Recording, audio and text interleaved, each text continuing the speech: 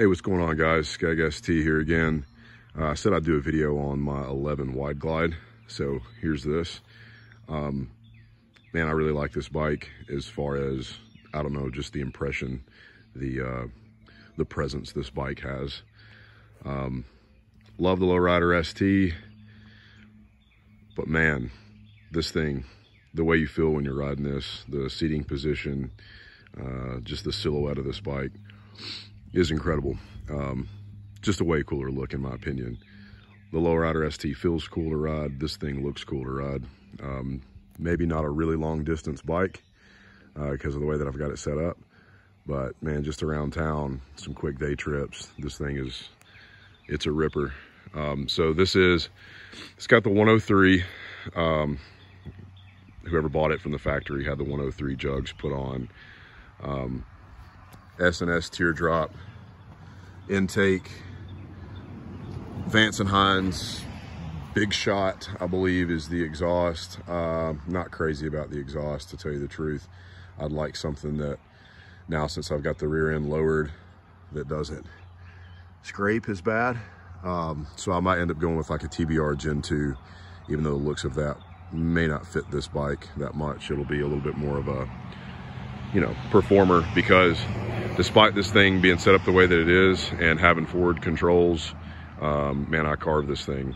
I'll lay this thing over, all the way to the underworld. As you can see, probably the most obvious thing that stands out on this bike, it's got 4 overs. I had a club style Dyna before this bike, and the whole scene got so saturated with, obviously, the club style stuff. Everybody hated wide glides. And the reason they hated the wide glides was because it had the rake on the front end. And I thought to myself, well, the rake would actually be pretty cool if it had a little bit of length on it. So I went out and looked for a wide glide. When I bought this bike, it had the flame paint job. And I ended up doing the OG Moto 3-inch extensions, like the slugs. And just to kind of test it out and see how the bike handled and how it looked. I liked it, so I got rid of those and ordered hard drive 4 overs. 31.5-inch tubes. It's got to be 4 over for it's actually 6 over for a super glide, and it ends up being 4 over for a wide glide, because a wide glide's got 2-inch longer forks from the factory than a super glide. So set that up, did the progressive drop-in kit to stiffen it up to keep it from diving so much, which is a huge problem with the factory front ends on these bikes. And then I did progressive lowering shocks in the rear to kind of sort out the trail a little bit, and just to kind of give it that even higher in the front, lower in the back, choppery look. Man, the traffic, always. Sunday morning, people should be in church or something, I don't know. So anyways, yeah, lowered it in the rear.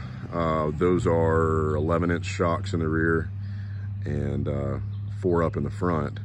Then, you know, obligatory tank lift. Opens the motor up a little bit there.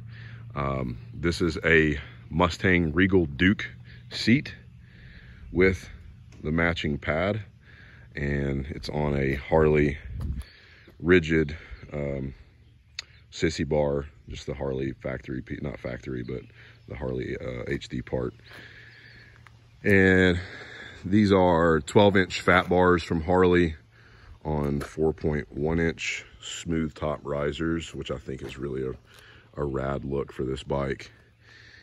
I think that's about it as far as mods on it. Now, this bike, either at the end of this year or going in the next riding season, this bike's getting a built 107. Probably gonna go ahead and do like high compression with, not sure what cam to go with, but I'll swap the pipe out at that time.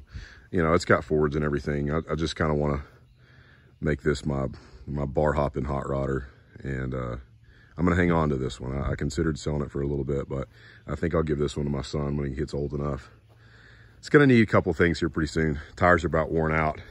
I'm running the Pirelli Night Dragons on this because the Michelin Scorchers suck. So these tires are pretty soft. It's gonna need a new set soon. Anyways, just want to do a quick video about that, show you a little bit more of the fleet. I'll do one on the street glide later. It's filthy, 4,500 miles of riding filthy. Cheers, guys.